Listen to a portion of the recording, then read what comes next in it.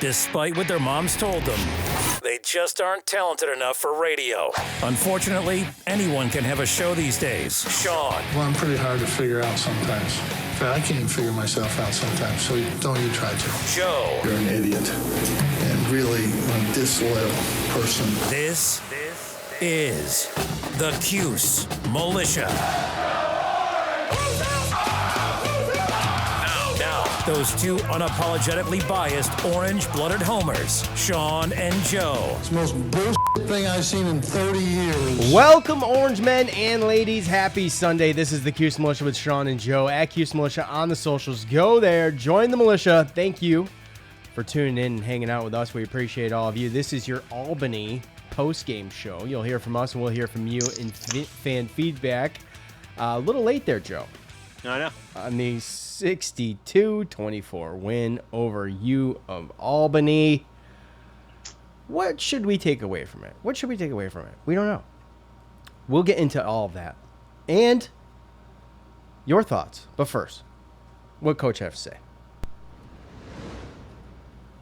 Sean Tucker's performance, over 100 yards receiving and rushing, 5 total touchdowns. I thought it was outstanding. It was good to see him finish some runs and then also be extremely explosive in the throw game and being able to get those balls to the middle of the field and turn those passes into home runs. It was awesome. Coach, you said this week that you were going to determine a starting quarterback. What did you learn just watching on the field? But I think we got two good ones. I think we got two that got some skill, and we'll go back and check the tape, and we'll make some decisions. The fact that Garrett finished out the game, does that mean anything? Absolutely not. You said that this week would be trying to figure out who the starting quarterback would be potentially, and you just said how both played really good. But with Sean Tucker, why did you keep deciding to give him the ball in the first half? What were you seeing on some of those outside zone runs that were, just making him get a lot of space in the open field? It's interesting how he had more space in the first half based off of some things that were going on in the throwing game. There's such a balance. You can take things away. Those guys, defensive coaches, offensive coaches, it's a chess game out there. So are things that can be taken away, but when you're hitting some passes and you're getting the ball pushed downfield a little bit, it kind of opens up some of those running lanes inside. How much can you learn about your quarterbacks today? Or how much of it is just like it's time to make a choice and, You can learn a lot. That's why I have to go back and check the tape. There's certain things that they need to be doing on certain plays.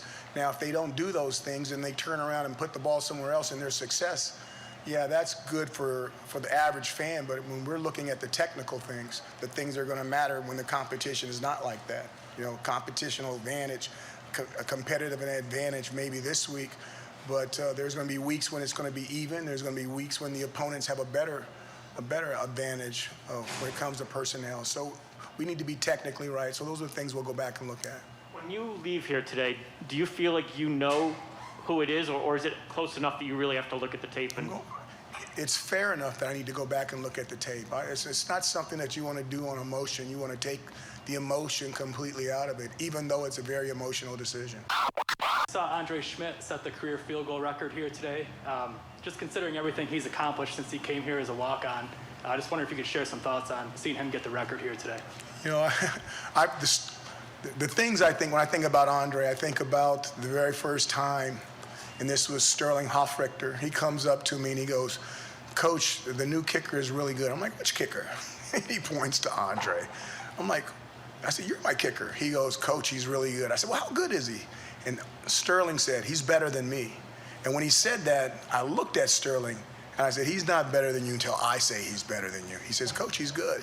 I said, "All right, we'll let him kick next time, not this time." Scored 62. Obviously, it's not, Florida State or somebody out there, but does this say anything about your team? Do you feel good about that? It's again, it wasn't about the points, because normally in these games I would play this game a different way and be, just a different way. I'll leave that as the statement. But we needed to take a good look at two cats, and we needed to do it without our own personnel. And we were rolling the dice and a lot of stuff too. Those guys could have got hurt, and we had some guys banged up. But it's important to get that done, because now we can't do it anymore. We have to know what we've got, and now we've got to rally the troops and get ready to finish out our season. Does that mean next Friday we're not going to see both Say that again. Does that mean next Friday we're not going to see both guys? We're going to have to see. One guy's going to start, and let's see if he finishes. Two guys that didn't play today, Taj and Garrett Williams. Status on them moving forward? I would think that they should be good. Taj, we have to see. I think Garrett will be a green light go. 4 holding penalties, 4 false starts, and then 4 face masks, if I'm not mistaken. All right, go ahead. What's the question? I guess you said it was freshmen, it was youth and stuff. They weren't all freshmen. Of course. Like 67, 60. Go ahead. How do you go about handling that? What do you tell your guys to sort of get rid of that? We talked about it at halftime. We talked about it at the end of the game, and we'll talk about it tomorrow. That's too many. We'll discuss that with the family. All right, the coach montage is brought to us by the Spotify Green Room app. Go to your iOS or Android stores and download the app. It's free. All you need is a username, an email address, and a password. You sign up there. You can follow us at Cuse Militia, and you sign up for notifications. You'll find out when we go live for fan feedback for football and basketball. And you don't have to just follow us. You can do your own thing, too. You can start your own thing up. You can go a number of topics from sports to politics, pop culture, music, movies, whatever you want to do on that. You can start your own thing, have people follow you, and create your own room. So go to the iOS or Android store now. Download the app. It's free. Spotify, Green Room. All right, Joe. So let's hit this montage up. Obviously, a couple things. I just go in order, but there's a couple things out of order that we'll try to hit at once, mainly the quarterback stuff, okay? Right. So, all right, first, Tucker.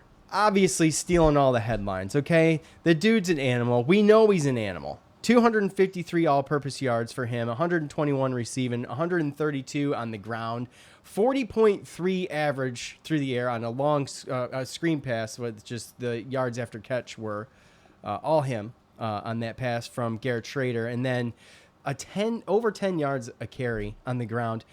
I will say the offensive line seemed to do a fantastic job. I don't know if he was ever really touched on some of those sprints, man. The holes were huge for him, and you could have driven a freaking bus through them. Obviously, a phenomenal day for him, and we were looking at the possibly tying the record for rushing touchdowns in a game, which Jim Brown holds, but.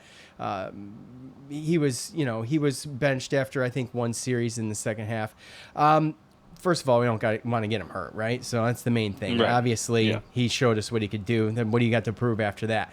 Right. Syracuse football tweeted Sean Tucker's 5 TDs tied for second most in a single game by a Cuse player with Floyd Little, 926-64 versus Canvas. Walter Reyes, 10-6-03 versus Notre Dame. And Emba Editao, 11-26-16 at Pitt. So some elite company there, obviously, with Floyd Little and the rest. But a really good day for him, a really good day. And you can't take anything away from him, even though it's Albany. What do you say, Joe? Yeah, he pretty much kind of was in a league of his own out there. If you look at the box score, I mean, Jarvion Howard, he averaged... It's 76 or something? Six carries for 76 yards, so he averaged 12.7, and we rushed for 286. So I think there would have been a bunch of running backs that maybe not doing the same thing, but we were going to be able to run against them. And the only reason that Sean Tucker was in there as long as he was as you heard him, Coach Babers, talking about the quarterbacks, to give both quarterbacks a good, fair look. They both got to be out there with the first teams and the starters. And, as much as I didn't want guys to get hurt and everything, it's really not a fair shake if Tommy gets, the first string or, and then Garrett comes in and Sean Tucker gets benched and maybe, so got to give him the fair look. So that's probably why, I don't really want to get ahead of ourselves here, but that's what, you heard Coach say about that he probably would have played this game in a different way. If it was a different situation. And I think he was basically saying that he knew that, he didn't mean to run up the score like this, and he probably would have played it in a more respectful manner and probably would have got the starters out a little bit earlier if it was, one quarterback and they knew their identity a little bit better than what they do today. Okay, switching gears, but staying on the same topic. Okay, to play devil's advocate here, we're going to talk about the quarterbacks here for a little bit. Obviously, that's the main focus of fans, of media, of this team, so unfortunately we got to do it again. Just to play devil's advocate to what you said, first of all, he didn't, I'm not making excuses. I'm just saying he didn't play as much with Garrett as he did with Tommy, okay? But also, if we really want to see what the quarterbacks can do, there's at least two other running backs that could use the burn in a game like this, just like the quarterbacks could use the burn of half a game each. Okay, you could have put in Jarvion Howard more, Abdul Adams, could have been played a lot more instead of Sean Tucker, because what ended up happening is it became the Sean Tucker show, and it didn't become about Tommy in Garrett. In my opinion, it became about Sean Tucker, and I'm not knocking that. I mean, it's fine, but he says he was going to play it differently, which means, he wouldn't have run up the score like that. But who was running up the score was Sean Tucker. He was the one running up the score. So, I mean, just on the flip side of that, you would think that maybe pulling Tucker a whole lot earlier, you could have gotten an Abdul Adams a little bit more burn, and obviously, I think you could have use the quarterbacks more in the passing game. That's where I stand with it. Well, I also think it has a little bit to do with the fact that, they moved around some offensive linemen, and, based off the offensive game that we had against Rutgers, I think that we really had to come out and give our first team, a good look for a long time to get them kind of, they need to practice, like he said, other than playing against the people from our team, they need the practice against, other teams as well. So I think that we took that time to, really get that. But I do understand the running back portion of it. I can't say or speak for all the other, I think the offensive line, the starters should have been out there, and obviously receivers and all that kind of stuff, because Taj didn't play. So everybody other than Taj needs practice as well. So, he could have played it a little bit differently as far as the running backs were concerned, for sure. All right, so moving on to the quarterbacks themselves. Garrett Schrader, 11 for 15 for 190, averaged 12.7. Both quarterbacks had one TD, one interception. Tommy DeVito, 6 for 9, 147, 16.3 on the average. Garrett Schrader completing 73.3, Tommy completing 66.6.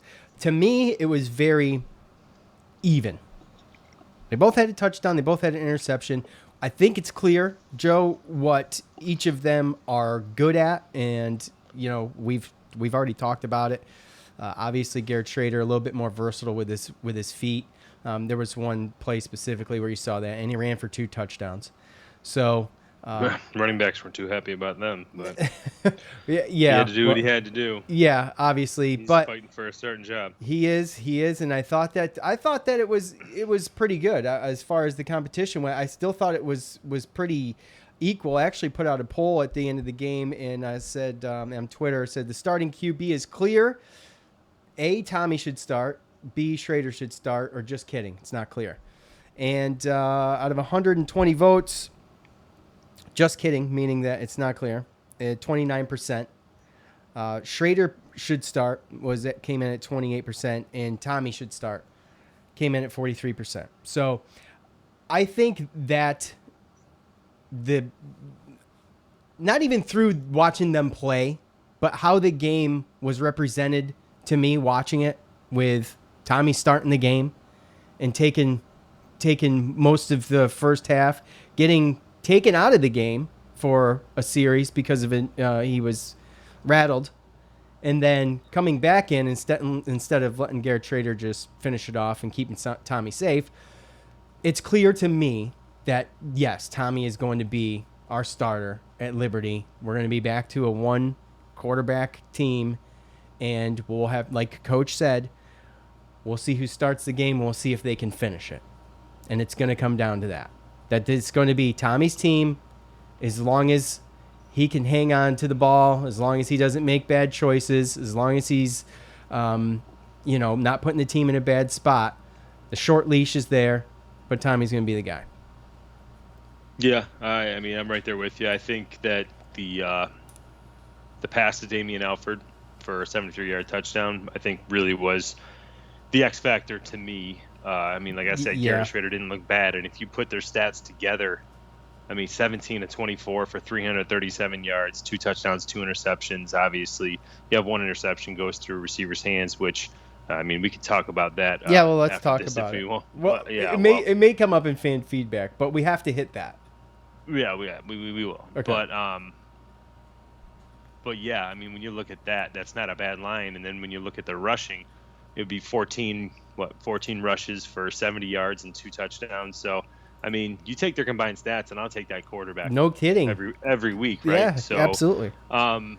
It's really, really tough. But I just think the one thing that stood out, I mean, either of them could have just turned around and handed the ball off to Sean Tucker or Jarvion Howard. Exactly. Either of them could have thrown little screen passes to Sean Tucker as he goes for 3 catches for 121 yards, 40-yard average as far as receiving goes, right? Like, that's ridiculous. Yeah. Both quarterbacks can do that. I think Garrett Schrader looked a little bit better on his feet, even though Tommy did average more per rush.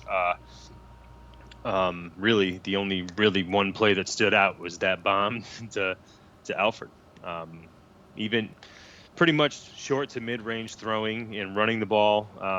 I'd say that I might give it to Garrett, but when you have to bring the long ball into effect, I think that's where Tommy gets him. I don't think Garrett really has shown that he could throw a good long ball. He was under threw a couple under pressure in an awkward situation for both of them. Not saying you can't. I just haven't seen it yet. Well, I haven't seen it yet either, which is what I'm saying. Just remember the 2 that were thrown short; they were almost back to back, and you could argue, pass interference or not on those, but. Yeah, I know. I mean, that's up for grabs. I mean, in that type, when you're winning like that too, I think that has something to do with it. Yeah, but I think that was the play. That was the play. I think I totally agree with you, but I don't know what the stat is. But Tommy's thrown a bunch of those. That was the one that actually was caught and scampered in for a touchdown, and it was a beautiful drop. I mean, it was. Yeah, so, well, I mean, he either drops him in or he might go a little over, but he doesn't throw a lot of interceptions throwing the deep ball. So, again, I mean, that's the one plus. And, I mean, as much as Babers wanted to play coy in that, you could hear, he said, you saw that Sean had a couple things open when the passing game was moving in the first half. Well, who exactly are you alluding to? Because I think that Tommy's passing in the first half was a little bit better than Schrader's. So, again, Schrader's never been put in a position to where he could get in the game, start his game from the drop of the green flag, so to speak. Right. But, he hasn't been, he's always coming in off the bench. Yeah. Yeah. I mean, even when he says it, he says, like you said, he's still dodging the question. I still don't think that he believes that he's not going to play 2 quarterbacks. I think it's going to be situational. And even like you said, I mean, this game, we were never really in a pressure situation. We're not going to be in games like this where you can just hand the ball off and throw a little. I mean, Sean Tucker's not going to do this against. If anything, this type of game is going to give every type of reason for the next team that we're playing to make sure Sean Tucker doesn't do absolutely anything and make everybody else beat you. Yeah. Right? Mm-hmm. So, I mean, I think it's clear based upon what he said in just history in the game. I think he's going to start with Tommy. But again, like to your point, it is not safe because if Tommy does not use his feet and the passing game isn't working for him, then you got to get Garrett in there because he's going to run and he's still going to keep the defense honest. Yeah, I think he will. And like you said, we just got to see a little bit more on the accuracy, throwing deep, and obviously you got to have the deep ball. You have to have it. I mean, you'd like to have it there, right? Yeah. So. Real quick, scoring 62 points. I think, obviously, I think my what do you call it? Prediction was 38-10. We'll do those on Tuesday, but way exceeded my expectations on the offense. Now, is that due to? Well, we know what it's due to. Okay, Sean Tucker It's due to the quarterback competition. That's really why it is. That I mean, you're right, but I mean, Albany not exactly. I mean, they didn't look great on defense. Because we just lost to Rutgers, and everyone really knew that we should have won. I mean, as far not everybody, but like those players and those coaches pretty much probably knew that they messed up and they could have done things a little bit better. And the players, same thing on some ends. But I mean, I think that you lose a game like that when we went over and we talked about it, and you go back and you look at it as a team, you let that one go. That's one that you let get away. And that happens, but unfortunately, for Albany, they're up next, and we're still in a quarterback controversy. So we're going to play our starters all the way through the third quarter, and they obviously weren't going to stand a chance. So, yep. So coach is going to go back and check the tape, and then we'll see Tommy start at Liberty, and we'll just go from there. Look, I do have one gripe before we move on, and that is that every week so far, I just tend to be more and more confused. And not that I'm like bewildered by anything, but I'm just like, I don't know. I guess I'm just second guessing a lot of things. And it's just the identity isn't there. I don't feel like this team is ready for ACC play. I mean, we'll see against Liberty. Like that's what I keep doing. Well, we'll see against X, or we'll see. They're not ready for every team in the ACC. And like I said, there's a lot of teams on our side that look good. Thankfully, I think, it's crazy in the day where you say, well, thankfully our first game is at Florida State, right? Yeah. That's crazy. Yeah. As far as ACC. Yeah. Right? But they're not exactly lighting it up. Liberty's going to be a tougher game than that, and hopefully we can build off, this momentum, and obviously the players, you think you're going to win, and you go and you win like this, and hopefully that confidence and that momentum can bring you into the next game. But again, like I said, if you don't think that Liberty's going to say, okay, we got to stop Sean Tucker, obviously. So Tommy's going to have to keep the ball and make some plays, or whoever's at quarterback is going to have to against this team, because Liberty is better than all the teams we've played so far, I believe. Absolutely. Andre Schmidt tying the school record for 60 field goals. That's pretty awesome for someone who came on as a walk-on and is becoming won the Lou Groza Award, and now just a almost an automatic. I mean, he's had his moments, but you feel really comfortable with Andre Schmidt in there, kicking field goals and extra points and whatnot. So congratulations to him. That's really cool. Also, real quick before we put the icing on the cake here, Taj Harrison and Garrett Williams. He's saying Jonathan. It was Kingsley Jonathan too. Yeah, he wasn't there either. So Right. we didn't hear anything about him in the presser though. They didn't ask about him. They asked about Taj and Garrett. So looking like they rested Taj just to be safe. They figured they probably didn't need him. And I believe probably the same thing. It could be the same thing with all three of them. See, I don't know. You're not sure about that, huh? No, because when they did ask him, he said that the one he was worried about was Taj. And I don't know if he was hurt in the last game or if this was some type of, injury that happened during the week. But the way, he was dressed out there. Yeah, it was. It happened. He wasn't dressed. He wasn't dressed. Garrett and Kingsley Jonathan were dressed. So right. I hope it wasn't a situation where it's like a hammy or a calf or he pulled something in practice and now we got to wait and see. But I know he did tweet that he'll be back for Liberty. So, and I know Garrett Williams and Kingsley Jonathan were both suited up, probably because they're captains and, and they probably could play if need be. But, yeah.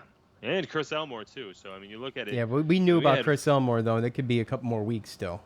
But those are four of our better players too. Yeah, it is a D1 AA school, but that did allow other people to come in and get some playing time and help as well. So in the whole game, allowed people to come in and play. So Adrian Cole looked good. Neil Nunn was out there. Got a penalty, but he was out there getting warmed up. So all right, that's right. All right.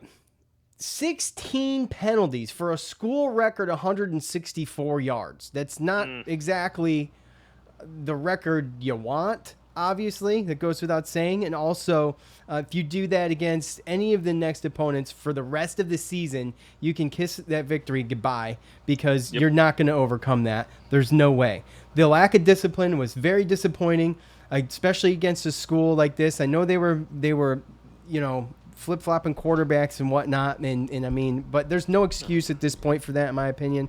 3 of the penalties, one of them wiped out a really good punt return that looked like it was down at the 1, but we never really got to see because it was called back, which was about 50 yards or so. There was a 40-yard Tucker run, and then there was a 68-yard touchdown pass to Anthony Quealy that was wiped out too. So, I mean, this score could have been in the 70s for crying out loud, or close to it. Anyway, I can't remember if they scored on those drives. They probably did, so maybe it wouldn't have been. But anyway, in any event, Joe, this is terrible. Okay, I'd say that most of this is on the coaches. Like, I don't know what is going on. Do you clean this up in a week or two? I mean, is that possible? I mean, this has been a problem, not just against early in the season, but just in general. It's been a problem past couple of years. Yeah, I don't know. Like you said, I mean, we talked about the penalties last week when we played against Rutgers, when Rutgers had 4 for 40 and we had 8 for 55. Like, we talked about the turnover. Oh, they got to clean the turnovers up. They got to, you know what I mean? We talked about that. And then what did they do? They came out and they doubled down.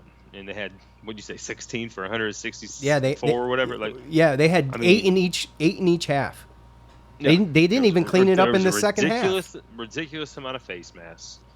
Yeah, I know. The ridiculous amount of holds. I mean, I just don't. Like, why? That's got to be. That's got to be the one thing. I thought after last week and losing to Rutgers like that and having some penalties actually, hurt you to the point where you can't, you'd think that would be something to clean up, and it just got worse. So, again, I hope that. That would be enough for me as a head coach, especially against Albany, to be like, okay, I'm glad you won, but you guys are still going to be. This is still going to be a first. There's going to be some rough practices. You know what I mean? Like, there's going to be some things going on because you can't do that. Like, to what you alluded to. I mean, not only do you talk about the 160 whatever penalty yards, but you talk about the yards taken away. You're talking over 300 yards. So if you add them up. Yeah. So you can't do that. You can't do that against Liberty. You can't do that against any team in the ACC. Nobody from here on out. Period. I don't even know if they'd have beat Ohio if they did that. I mean, obviously, in hindsight, you don't. We're playing. Who knows? But because, still, I mean, a lot of things. Because the thing too is a lot of things with penalties is are they timely? Right. Exactly. You get a holding call in the first down, but you still get a first down. Then that penalty didn't kill you, right? So realistically, when you're playing against a D1 AA school, they're not going to kill you, but it doesn't mean you continue to do it. Right. So again, that's definitely got to be a point of emphasis. And obviously, there's still things we got to worry about. Just because we go out and we win 62-24 and we run like that doesn't mean that everything's fixed.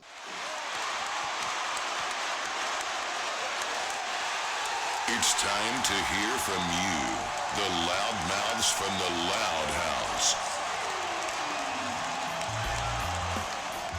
All right, fan feedback is brought to us by none other than Spotify Green Room. As I mentioned before, go to your iOS or Android store, download the app. It's free. Get there, follow us, sign up for the notifications, and when we go live, you can hear us.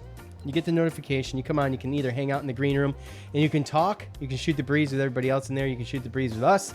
I'll be monitoring it. And you can request to speak. Unmute yourself. Make yourself known and speak. And you don't have to just listen to us. You can follow other people. You can get in their green rooms. Everything. Anything you can imagine. Any topic you can imagine. It's there. And you don't have to just follow people and do their thing. You can do your own thing as well. And have people in your green room and interact with you. You could do a little Syracuse post game, rant, and have people on there. So you can do whatever the hell you want. Go to the iOS or Android stores. Download the app now. It's free. Come on already. All right, let's take a look. See what I got. as you can imagine. Not a ton. Two things to take away from this game from @dbone75. Two things to take away from this game on Twitter. One, the O-line didn't play great. Two, this team is very undisciplined. We need to be very worried about this team the rest of the season. I thought the O-line played okay. They played phenomenal in the run game, I think. And it wasn't, I don't think it was terrible, but he says they didn't play great. But I've seen other comments from him on Twitter throughout the game. What do you think, Joe? Am I giving him too much credit? Well, I think that there was just some breakdowns, and the fact that I think that, to be perfectly honest with you, there were some players on this Albany team. I thought the second quarterback that came in was a little bit better. They do have a couple of receivers. That Alexander was all right. Didn't know he was a freshman, but I don't know if he stuck out to you or whatever. But Jared Verse, the number 96, the defensive end that they had. Yeah, we talked about him. We talked about him last Tuesday. Yeah, and he stuck out. I mean, he made some plays, and on top of that as well, he almost ran down Sean Tucker. I mean, one of his longer runs, he outran a D-back, and he was the closest one to catching him. He was the one that almost caught Sean Tucker for a tackle for loss when Sean Tucker had the offensive face mask that was on him. So, and he's a freshman for Albany, so talented guy. He's got speed, and I think that he actually posed some threats or some problems on the line, especially when he was on Vettorello's side, since he's switched for this game with service. So I think that there was a couple times where they showed some issues with him, but again, I mean, ACC guys, they're going to be just like him or better. So yeah, I'm worried about the passing game as far as the offensive line again, but the rushing game, I think for sure is better this year. And also, I mean, even Chris Bleich, I mean, he got called on, I think, 3 penalties in this game too. So, I mean, everybody's kind of in on the action when it comes to the penalties the last 2 weeks. So I'm right there with them. They played okay. They played okay. All right. If not now, when 84, Tommy is definitely QB1 after this game. As everyone said, penalties were ridiculous. Only a couple were questionable. Defense was awesome per usual. I would like to see more from the receivers. Sean Tucker definitely deserves the 44 if he can repeat that against Liberty. Go Cuse. Well, yeah. I mean, is there anything to be said about the competition? We know, though, Sean Tucker is good. We already know that.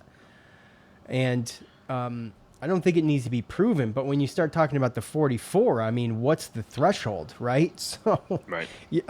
I mean, I don't know. I haven't thought about it. I haven't. It hasn't really crossed my mind. Obviously until yesterday when everybody is bringing it up. But yeah, Tommy's definitely the starting quarterback. I don't think it's a question. I think we've all, through watching these games, and if you're listening to the coach montage or the press conference yourself, you kind of already had that feeling, right? And I mean, just the fact that Garrett didn't start this game just solidified it for me. I was like, yeah, I mean, okay, what are we going to do? How are they going to work this week? And I guess the plan was first half for Tommy, second half for Garrett. So, anyway, I mean, he came in way before that, though, didn't he? He did, but Tommy got quarter. Yeah, but Tommy got rattled too one time. So Tommy came back in. Yeah, I know. I mean, and that he's got a good point too, because we're not talking about like there should have been a receiver competition when it came to this game as well. I mean, I think that we kind of missed it was easy to just hand the ball to Sean Tucker, and it's hard to just say, "Oh, don't run the ball," right? But like at the end of the day, this is a perfect opportunity with Taj out for younger guys and other receivers to come in and try to prove themselves. Yeah, I thought that I mean, Damian Alford, he had one Courtney catch for Jackson. 73 yards and a touchdown, right? Huh? Courtney Jackson, guys like Courtney that. Jackson, right? Queeley, yeah. He's in there, but like Sherrod Johnson, he's been starting. In Queeley's defense, his touchdown got called back. So. Yeah, he got called back on a Luke Benson hold, which hopefully he's okay too.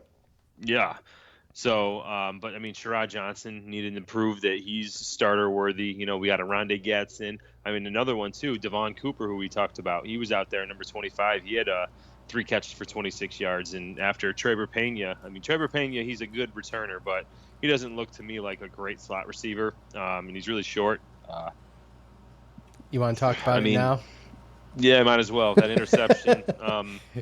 It came at Pena. The only thing I noticed, and Joe, you brought up some great points about it when we talked about it yesterday after the game, but the one thing I noticed was it came at him at like 200 miles an hour. He's freaking right there, way too fast. It hit his hands. Yeah, it hit his hands, but it got launched out of a cannon. So, I put blame on both of them, Joe, but Joe convinced me otherwise because he had some great points. Go ahead. So this is the problem, right? And it's more of a psychology thing when it comes to coaches because, there's going to be the receiver coaches and the receivers out there that are like, oh, well, it hit your hands. You're supposed to catch it. Right. Which is what we're told in Pop Warner and everything. Right. Which every receiver knows that there's some ridiculous passes that you go and try to get your hands on. And just getting your hands on it is pretty much a win, let alone trying to catch it, right? Because it was just a bad pass. And if you flip it on the flip side, if you look at a quarterback coach is always going to tell a quarterback, you got to know your receivers, right? You got to know how tall they are, where they like the ball. Mm-hmm. You got to give it to them in stride, everything like that. I mean, everything about, being an efficient quarterback is, especially if you want to get some yards after the catch, is getting the guys the ball so that they don't have to jump up, right? Expose themselves in stride. Right, because they're going to catch it, they're going to hit the ground, they're going to get tackled. Right. Or they're going to get blasted in the ribs, or, so you want to keep it to where they can catch it in stride, continue to run, maybe make a move when they catch it, those kind of things. And that's knowing your receivers, knowing how they run routes and everything like that. So, you can go both ways at it. Everyone, I would probably go, 50-50, 60-40, just because, looking at Trevor Pena, he just hasn't proven to me that he's an actual receiver. It looks like an undersized running back who returns, but we try to use his skill set in the slot receiver role, and that ball was just way too high for him, made him have to stop and jump, and also, like you said, he threw it way too hard as well. So that's, a little bit of Tommy not knowing his receiver and throwing it too fast, and obviously, Traber, to me, just isn't a slot receiver or receiver. So, yeah, tough. And they're probably not practicing together too much either. On the flip side of that, Tommy's not throwing the ball to him often in practice. At our Files 90, there's only so many answers you can get from a game like this. Again, with the QBs, this is why I thought Babers should have used this game to get Schrader used to running the offense in game situations and then really test him against Liberty to see if he or Tommy is QB1. So I didn't know what really to take away from it either, and it's because of the competition. And I'm so glad that these games are over. I told Joe yesterday, I'm like, I don't like these gimme games. Yeah, they're fun at first. You're watching your team go out there and strut their stuff. They're walking around with their chests puffed out. They're in the dome. By the way, not a lot of people in the dome, but it did not matter. Everybody who showed up there was so loud again. It's so good. Yep. It's so good. So thank you to all of you who showed up and made noise. It was definitely did not go unnoticed watching it through the TV, besides all of the silver I saw. But, what can you take away? What can you take away, Joe, really, from a game like this? Like I told you, I would like to reel these back to one and play another Liberty-type team, maybe, I don't know, do more Big Ten or whatever, whatever. They got that alliance now, right? So there's an alliance. I guess we could set up those games. What do you think? In hindsight, you want to set these games up a little bit I wish this season and the schedule was in different order. Like I wish we would have started the season with Albany. Yes. Yeah. Like Albany, Ohio, Rutgers, Liberty, yes. Right? Yeah, I think that so. would have been cool for me. I think that's a good, transition, steps up. Mm-hmm. And I think that part of that kind of hurt a little bit. I think maybe decisions by the coaches, but the one thing I can take away from this game is that it's noticeable that there is the leadership. You can call it the super seniors. I know Garrett Williams is a good leader. Mikel Jones. Just the fact that, again, I know it's Albany, but you saw the excitement out there. You saw them out there. They needed a little confidence booster. Anyway, they needed a little confidence booster, but the captains and the leadership on that team didn't allow them to, take this game for granted or to, get disinterested. Everyone that was in there was still trying, even down to the last play. Jarvion Howard wanted to get that touchdown. And everybody on defense was just hyped all game. So the one thing that you can take away is I feel like, and again, I know that it's just losing to Rutgers and like going to Albany and everything, but I just don't see a situation which the leadership allows, this team to pretty much give the season up, which hopefully is in turn helping the coaches, because you obviously don't want, the coaches to lose the team, and as far as the team having faith with the coaches that they can actually, help them win. So it's kind of a I scratch your back, you scratch mine type situation, and I just hope that that those seniors and those captains and the leadership that we have on this team can allow us to get through, some bad times, because I think there are going to be some hard times. I think we're going to have some tough games. Yeah, absolutely, as we always will, being who we are and who we play. But this team. This team fought through a 1-10 season pretty decent. I mean, there wasn't a ton of, things to be excited about last year. So, no, I get it. But with that said, we're already at 2 wins, so we're already ahead of last year. We can put that behind us now, right? And we can move on. But yeah, absolutely, gotta be. Someone's got to command the field on both sides of the ball. And as the season progresses, we're going to see those leaders step up. At Cuse. Yeah, well, and Go ahead. I was just going to say, and hopefully from this, you can also take away the fact that when you do look at our defense and what we've done this year, so far it's been pretty impressive. Albeit you can't come. I mean, we don't. Again, Ohio lost to Duquesne. Rutgers, don't know how good they're going to be, but I mean, when you look at it overall, I feel like I have pretty good confidence that this defense is going to be able to keep us in games as long as we can score.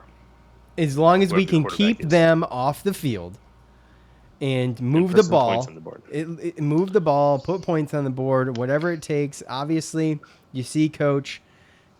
I don't care if Andre Schmidt has 90 field goals at the end of the season. Yeah, well, you got to move the ball, and that's what we did. What's what we failed to do last year, man. They did the fast paced stuff, and it just got old. The defense was like, oh my gosh, I hadn't even taken my helmet off yet. I gotta go back out there. It was just too much. But they're doing a little bit of a hybrid type, I would call it. Between the fast paced stuff and taking the time reading the defense and things like that. So it's a momentum thing, and they play on that, and I think they've done a really good job of it so far this year. So, and that's on the coaches. Coaches are sending the signals out. So, at Cuse Waterboy, besides Tucker being worthy of the 44, I feel like we learned very little about this team today. Got to cut down on the penalties as better competition will take advantage. Liberty is a huge game now, and a W can get some fans back and maybe see a true QB1 emerge and take the reins. So, yeah, well, right. We'll know after Liberty, right? Yeah, right. We'll know. Sure, we will. Yeah, right. We'll know after Liberty. Tucker getting worthy of the 44. Look, I think Tucker can work towards the 44. I don't think I gauge it off of a Albany game, and that's just. I'm not trying to be a jerk or put Tucker down. Obviously, we know he's a beast. Obviously, not the average running back can even do that against a college football team, right? Right. It takes a good running back to even do that against Albany, no doubt. Liberty is a Yeah, huge. Go ahead. I was gonna say this 44 thing. I don't know. Like, I just feel like we should leave it alone, right? We got 3 guys that got statues outside. Some of them are Hall of Famers in college and in pros. In both, yeah. In both, like, why don't we just like leave? Because at the end of the day, we've used it as some type of recruiting tool without successfully bringing any huge running back. Yeah, who was the last one? Who was the last one? It was a flop, kinda. Mostly. Who was it? Who wore 44? Was it Rob Conrad? He wasn't the last one, was he? Oh God, I have no idea. Okay, well, I put us both on the spot. Should have kept my mouth shut. Anyway. Yeah, you damn sure should have. But either way, I mean, what are you gonna do, right? Like, that puts weight. I feel like it puts pressure on you. And then again, we've tried to use it as a recruiting tool, but like we haven't gotten anybody from it. So, what are we doing? Yeah. So what are we doing? Yeah. Well, hey, it's never too late to break it out. If I don't know who votes on that, who determines it, but whoever does, if they determine it, they determine it. But, he has a couple of those games in the ACC. I mean, break it out. I mean, I don't have a problem with that, but we'll just see. Cut down the penalties. Yes. Yeah, Rob Conrad, last one, 95 to 98. Okay, that's what I thought. Okay. Liberty is a huge game now, as Anthony says. And we got to get... It's been a huge game. It's been a huge game. We always knew Rutgers and Liberty were going to be huge. But to get out of these first 4 games, and I'll repeat myself again, and as we've already talked about this, to get out of these first 4 games, 3-1 is exceptional, in my opinion, regardless of the win or loss to Rutgers in a game I thought we shoulda, woulda, coulda win. But shoulda, woulda, coulda doesn't count. So you're halfway to a bowl game at that point. You've got to obviously pull off maybe 1 or 2 upsets, but there's some Easter eggs out there that we might just get. And, we're just going to have to see. The biggest thing is to get an identity, have a starting quarterback, have the team rally around that quarterback, stay healthy, and eliminate the penalties. Seriously, stop with the damn penalties. You're not going to get to a bowl game with that.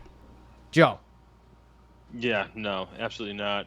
Again, it's become a more important game. I don't want to say must win, but when you look through the schedule, I think it's a must win.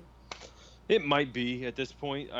Yeah. Again, I think we looked at it as it needed to be 3-1 because we only saw at most 3 wins in the ACC. I just don't. Right.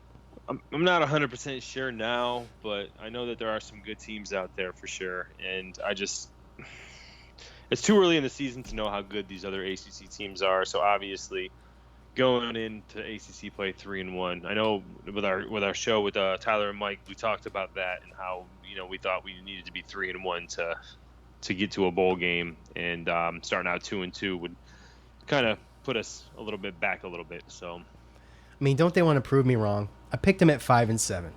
Prove me wrong. Liberty's good, bro. I know Liberty's good. We'll get into that on Tuesday. But. Yeah, obviously. All right, next at KD Racing 15, discipline is very poor. Goes back to another example of poor coaching. Was not impressed with Schrader's performance against a not good D1 AA school. Only good drive was in garbage time of the 4th. His mechanics are a little off, and you can tell he still needs to learn the playbook. So I agree to some extent, but I think all in all, at the end of the day, he played pretty good. He had a he had a ball hiked to him, and he's got his damn head turned, talking to a receiver. I mean, what could have come of that drive? I mean, that stuff is he lost 20-something yards on that. So there was a couple of those things, a couple miscues. Obviously, he's still learning the playbook a little bit. And the mechanics is, look, the kid's been throwing the ball and doing this since he was in Pop Warner. I don't know. You're not going to really change the mechanics of someone at this point. Maybe I'm wrong. I just don't. No, I mean, sometimes you get these comments and you'd like them to just allude a little bit more. You know what I mean? Like what? Yeah, I'd like to think. Well, I mean, I'd like to think that I know football pretty well. But I couldn't watch that game and say that it looks like Schrader needs to learn more of the playbook.